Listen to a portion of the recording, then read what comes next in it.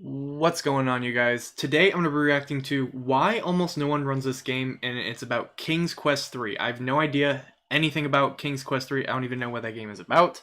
But before we get into it, I will say go ahead and subscribe to One Short Eye. I noticed this is a smaller creator who made a pretty good video, I guess. It's, decent length. I haven't watched really any of it. I watched probably the first 30 seconds, and then I'm like, well, I kind of actually want to watch this with you guys, because I am really curious about speedruns, like in general. I don't even have to know the game to be interested in it, to be honest with you. Speedrunning is just an awesome thing. I thought about becoming a speedrunner many times anyway, but I want to get into this. I need to know what it's about. Why does no one run this game? Because if you think about it, King's Quest Speedrunning. There are games out there, and the speedrun is like 300 hours long. There's a few games like that, like RPGs. Like, and there's many games with like 100-hour long speedruns. So, anyways. Since this game's release, there have only been 4 runners. Only a 4 people ran this game ever submitted, and there are several very good reasons for why that is. Today, we're going to explore King's Quest III speedrunning. We'll discover why almost nobody runs this game. I'm curious. The stories of the few who defied the odds. Let's find out. In King's Quest III, we play as Gwydion, slave to the Gwydion. wizard Manannan. Roughly speaking, we need to achieve 3 major objectives. Escape the wizard, travel across the ocean to our home of Daventry, and save a princess from a dragon. Of course, this being an adventure game, there are a ton of intermediary steps and puzzles, some of which are extremely obtuse. It's like a riddle that you don't have the answers to, and you're not sure that you're ever really going to be able to find them. Without like a walkthrough or something, I can't even imagine how long this game would have taken. Oh god. Okay. One major way from its predecessors. Every so often, the wizard leaves on a journey, which gives you an opportunity to do your illicit adventuring. But keep an eye on the clock, because if he comes back and catches you where you're not supposed to be, or with items you're not supposed to have...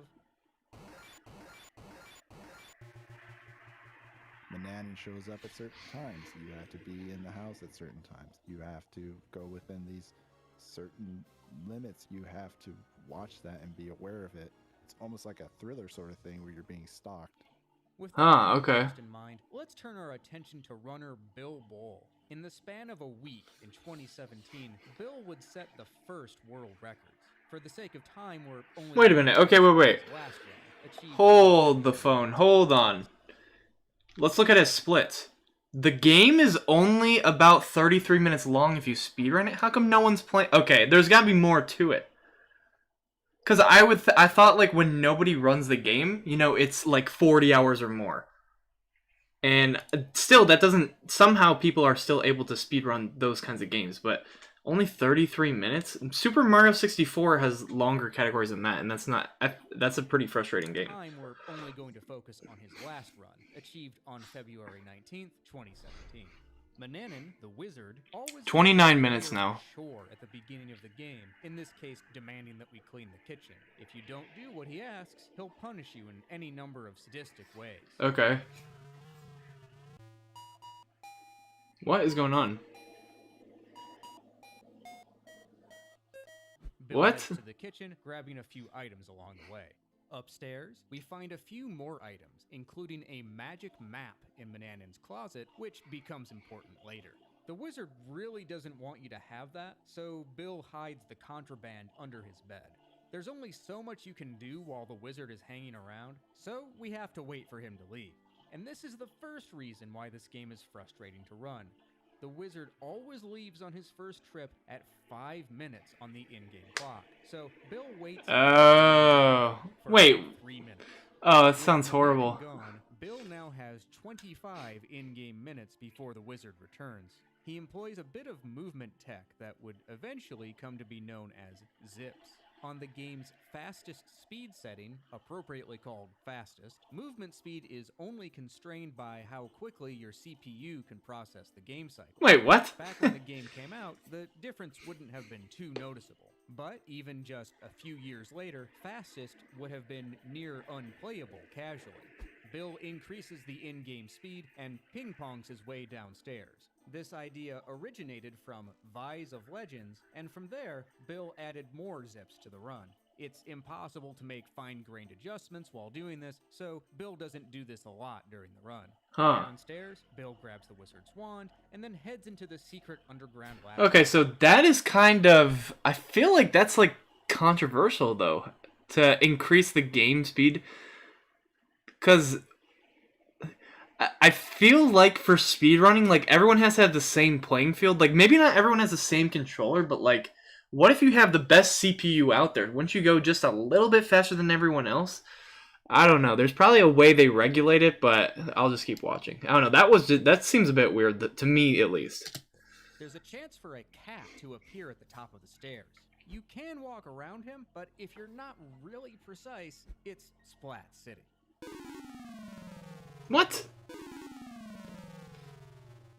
Bill unfortunately gets one cat, so he has to cycle the screen. He then approaches Oh. the spell book. The game's magic spells, a form of copy protection, are included in the manual, and to cast them, you have to type the incantations exactly. If you mess up by just one letter... What? If you mess up... His first spell gives him the ability to transform into an eagle or a fly. To use it, we need to dip either an eagle feather or fly wings into the enchanted jar of rose petal essence. Bill happens to be short one eagle feather, so he has to walk down the mountain pathway. At the bottom, we're going to see Bill wait for a second. Why? So, it's time to talk about this eagle. The eagle is just the big RNG reset point because it can show up, it cannot show up. It Oh, can no. drop a feather, it cannot drop a feather. There are a few locations where the eagle has a 1 in 4 chance of showing up each time you enter the screen. But it doesn't show up immediately. It'll arrive somewhere random between 2 and 14 seconds. And even if the eagle does show up, there's only a 1 in 2 chance that he drops a feather. Oh, that's So annoying. There's only a 1 in 8 chance of you getting a feather, but you might not know it until 14 seconds after you get on the screen. It killed at least half my runs, honestly. You just lose so much time to it. So Bill waits, realizes he's failed the dice roll, and moves on, hoping to get the feather later. To book passage on the ship to cross the ocean, we're going to need some coin, and there happens to be a bandit hideout in the top of this tree with a large purse of money. There's a chance of the bandits showing up on this screen, so if that happens, you'd need to leave and then come back. Once on the rope ladder, Bill has to see if the bandit inside is sleeping. There's only a 1 in 4 chance of this happening. There's a lot of weird mechanics in this game. And heads into the treehouse. Oh, What? You can fall off everything in this game. Oh. Bill takes the purse off the bandit and leaves. He continues gathering items and finds the eagle on the screen with the mistletoe. Thankfully, the bird gives up a feather and we're off. One of our stops is the town store, where we stock up on supplies, but more importantly, it has Kenny, the cute little dog. If this were a casual playthrough, we would stop to pet him, and for a brief moment, this was thought to be the oldest game where you can pet a dog. That is, before somebody pointed out you can pet a dog in Zork 2. This has nothing to do with this 1981? except that there is a meme category called Doge%, where the goal is to pet Kenny as quickly as possible. Using the magic map, Bill teleports to the bottom of the mountain path, as the map won't put us directly into the house. He uses the feather to turn into an eagle and fly back up the mountain, where he casts some more magic spells. On the first, transforming another into a cat, he messes up and turns into a cute little man-kitty thing. Oops. Uh-oh. After restoring and casting the cat cookie spell correctly, Bill casts Brewing a Storm, Becoming Invisible, and Teleportation at random. With all that done, we can map back to town and enter the tavern where some pirates are carousing. Okay, time out to explain this. The text parser accepts synonyms, and it doesn't require you to put prepositions or articles. So instead of typing talk to the pirate, Bill types say man. There's just something about that I love. Anyway, we give the pirate the gold, and at 13 minutes and 20 seconds, Bill boards the ship. Now, if you've played this game, you're probably thinking, what? Because what you're supposed to do is mix the magic cat cookie in with Manannan's porridge, turning him into a cat. If you don't do this, Manannan will show up once you're on the ship and blast you to tiny pieces. That just looks annoying. Mananan won't appear if you're carrying this box. Wait, what? After each screen transition, you have 8 seconds before he shows up, and he won't show up at all on the balcony at the stern of the ship. You might be asking why Bill cast the cat cookie spell if he didn't actually need the cookie. That's because doing so gives you an empty jar that you need for brewing a storm. So, Bill grabs the box, uses it to get a boost, and climbs up the rope ladder. Bill gets all of his belongings from the chest and then goes outside to wait. And this, my friends, is the biggest reason why almost no one runs this game. Alright. There's an unskippable 14 minutes from the time you get on the boat to your arrival. Oh my gosh. 14 minutes of doing nothing. I mean, okay, that's really bad, but there's other more popular games that are either speedrun or like played where they have something similar to that. But I will say, like, I can see why it would never be a popular speedrun. Nobody wants to do that. Yeah. Only crazy people like me and the other speedrunners. First time when I did a run of it, I ended up just getting up and walking away from my stream and making a sandwich. I did laundry in my speedrun sometimes. Like, I would go downstairs, bring up my basket, like fold my clothes, and be like, oh, check the clock. Okay, still got 5 more minutes. My favorite way of passing the time is to play Nick's picks backgammon against King Graham. I dare say he cheats, but I ran this stupid game enough times that I have learned how his AI works. Skin in my teeth. During my NASA run, I heard you guys like speedruns, so I did a speedrun during my speedrun. It also became tradition for runners to put on Ocean Man. Perfect time for some relaxing music. Once the 14 minutes is up, Okay. Bill waits for Land Ho, and then rubs the magic rock of teleportation. The rock teleports you at random to a nearby screen. Thankfully, you can rub the rock as many times as you'd like. Okay. Waiting for the right screen can still lose you a lot of time. Bill's hoping for a 1 in 10 chance to land in the ocean. He Ah. to shore, avoiding the deadly sharks. What Bill's hoping for now is to be teleported to a cliff face. Either that, or the screen right above it. Using the rock saves walking time and avoids a Yeti. I guess the King's Quest games really like their snow creatures, huh? It takes a few tries for Bill to get where he wants. This screen is super unfortunate because you fall and get the dizzies. Eventually, though, Bill gets the right screen, and now he has to be really careful. It's surprisingly easy to fall off. Bill is This game just looks so annoying, man. And he has little trouble navigating through the caves. Once on the ground, he turns into an eagle, speeding over to this screen. Up above, Okay. there's a dragon threatening to kill a princess, and it's our job to save her.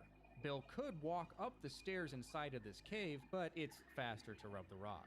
A few times, he ends up in front of the dragon, but he actually needs this screen so he can put on the ointment of invisibility. Bill stirs the brewing a storm potion, which kills the dragon. Oh, okay.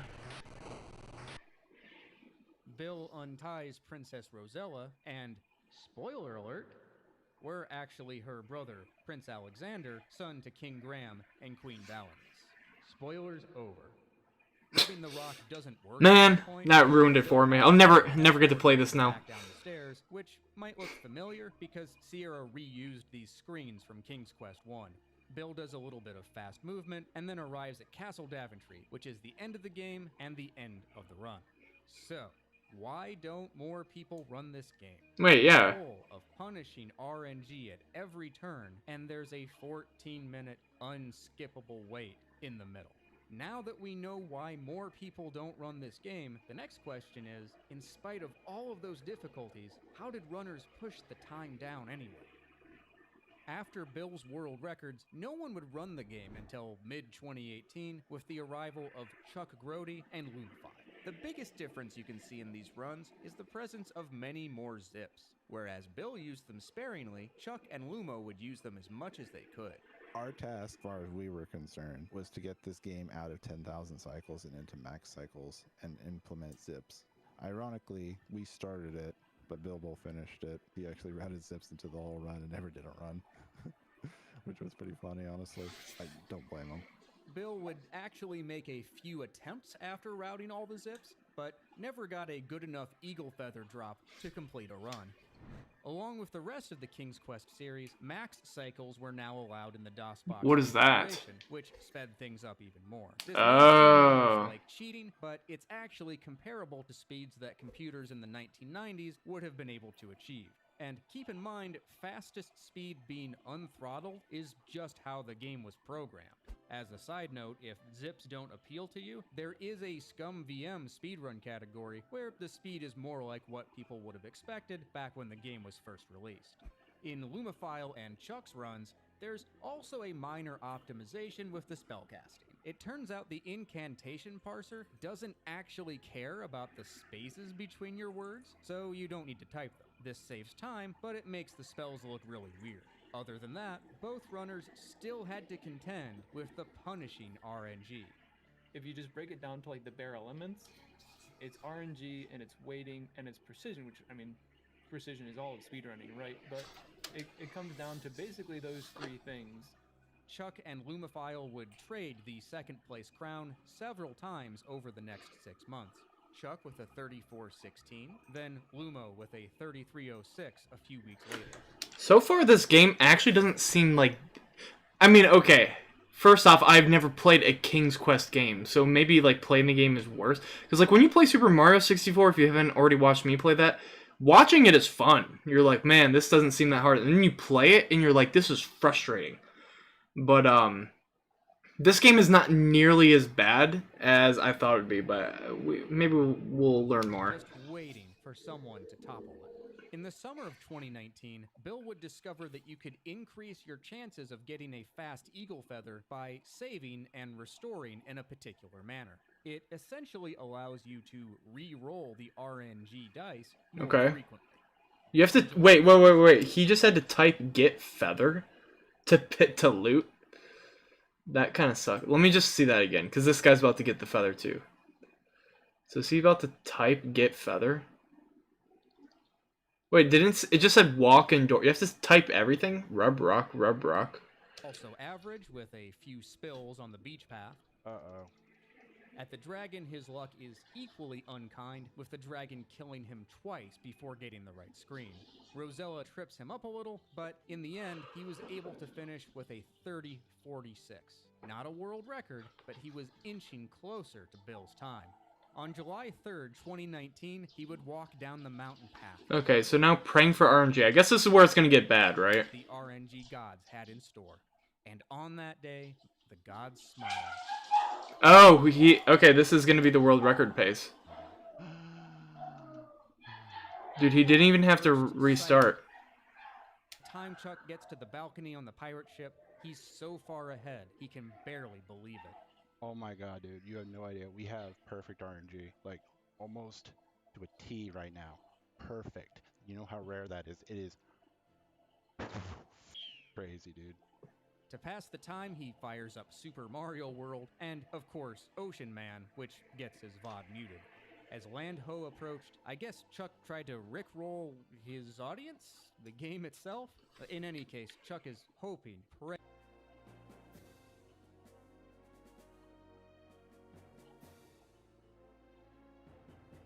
very nearly perfect.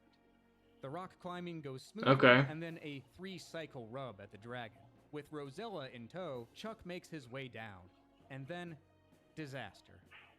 What happened? With one slip, Alexander falls to his death, and Chuck has to reload his last save, losing 18 seconds at the end of the God Run. Still, Chuck Wait, the companion fell? 28:58, the first sub-30 time. Oh, The 28:58. run was over. I had achieved what I needed to achieve, which was to finally just beat Bill. So he just got the world record. Here? Is that sleigh bells? Is that Santa Claus? Yes, the runner's name is Santa Claus. Unfortunately, he was really busy getting ready for the holidays and couldn't do an interview. But he did graciously answer my questions in text format. So we're going to hire a voice actor to fill in. Watching running parser-driven Sierra games. world records in Space Quest, King's Quest 1. Let's see what his run is. Wait, 27? Walking down the mountain. So he's beaten the run by almost a minute. That guy's a genius. He's such a genius. Santa waits for the feather on this screen instead, and after a few cycles, the feather appears. You can't see the eagle flying because Santa has his speed set to fastest. After the boat wait, he uses the magic map to get to the water, instead of relying on luck. Oh. Now, there is a trade-off for turning into a fly to skip the mountain path earlier. The essence has a limited number of uses, and earlier runners used the eagle feather to speed up the walk from the bottom of the cliffs to this screen. Since Santa Claus used the essence an extra time at the beginning of the game, he has to walk down this path after the cliffs. But with some well-placed zips, this was still much faster overall. The rest of the run was far from perfect. One trip over the cat, double entering the storm spell, falling off a cliff, typos all over the place, which those are his words, not mine. But Santa was still skilled enough to pull off a 26:54, 2 minutes faster than Chuck's world record. And That's if that that's wasn't pretty enough, huge. You won't believe what he did the next day. For years, Okay, so right now, in the video at least, 30, like, I think it was like 30, 40 something, like 30 minutes, 40 something seconds. That was the world record for the longest time. Then, the one guy had a perfect run, got it to 28, like 50 or something. And then this guy is at 20, just under 27. 5 minutes at the beginning for Mananan to Oh, go. he found a skip. That's because Mananan will zap you if you're somewhere forbidden. But after each screen transition, it takes 8 seconds for Manny to show up. So if you can type fast enough and live with razor-thin margins of error, it's possible to skip the 5-minute wait. Helpfully, there are a few screens where the 8-second rule doesn't apply. Still, that didn't make the task before Santa Claus any less formidable. I mean, that's a huge save. Like, that saves all that waiting. I mean, high risk, high reward. If you dawdle, if you mess up some of your typing, rip run, but geez, nice.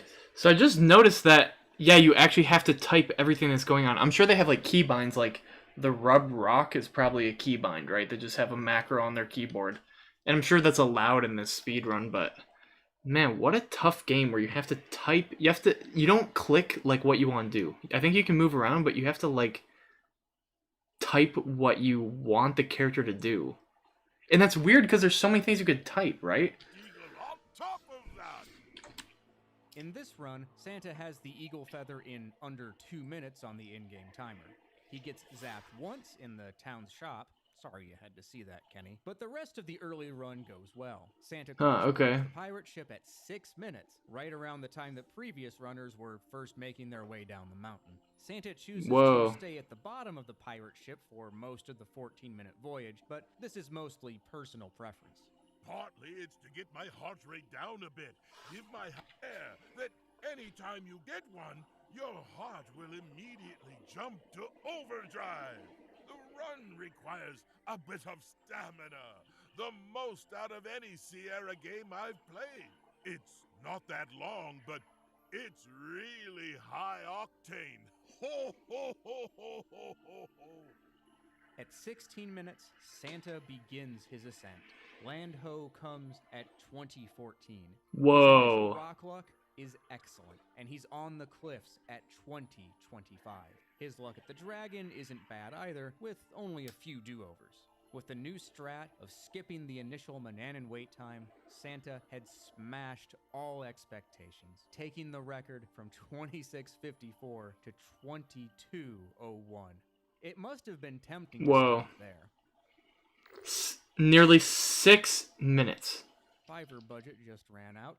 If you want to see me waste more money on speed, do that. I'm just gonna set My hands were shaking from exhaustion, which results permitted break now. that good break lasted 3 days. On February 12th, 2021, he would get this run.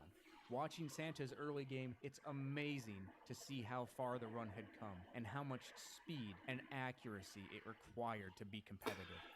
Yeah, so like I can see how it would be like a lot of mechanic skill, moving around and stuff with the zipping, but like I feel like they have to like, you know, they have to control it. Like there has to be a max, and it's like you need at least this processor to get there. Because I feel like if someone spends a bunch of like, imagine this was the most popular speedrunning game of all time. If you had like some crazy computer, wouldn't that make you just go way faster than everyone else?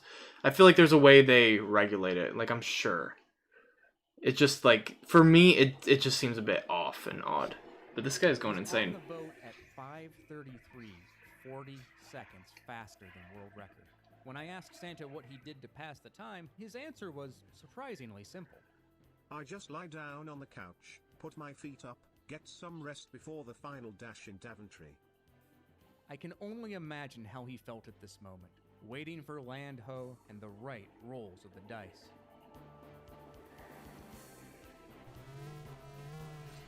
So I'm curious. Okay, wait. Let's go back. How do they know when oh yeah, because it says land ho or whatever, right? That's why.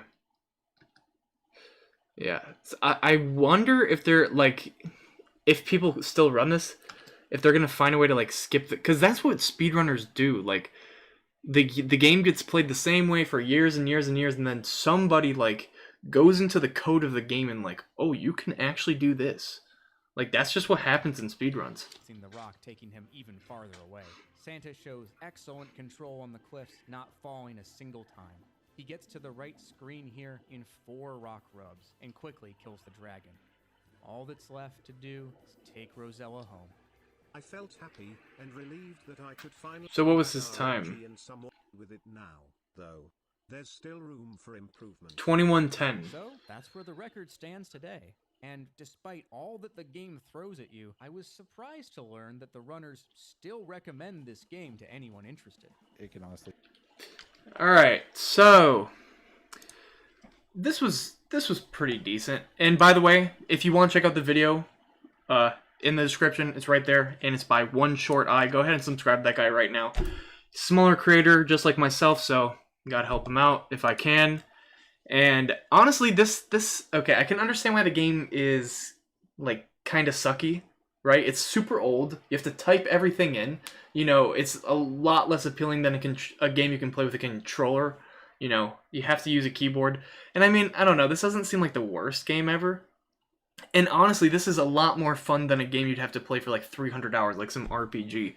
One of those types of speedruns. But anyways, guys, I really had to just watch this because, like, why almost no one runs this game? That's pretty interesting because, like, you think of, like, the most difficult or obnoxious games that you've played, and then you see a speedrunner just, like, you know, kill it. So, like, a game that's obnoxious for a speedrunner is pretty rare.